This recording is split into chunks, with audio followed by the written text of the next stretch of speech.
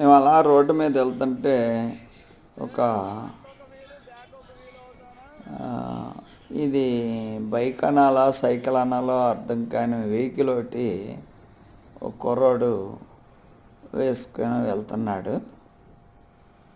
అది చూడండి, ముందేమో సైకిల్ చక్రం, వెనక పక్కనేమో మోటార్ సైకిల్ టైర్ వీల్, నుంచోటానికి మధ్యలో స్పేసియస్గా ప్లాట్ఫారం ఉంది.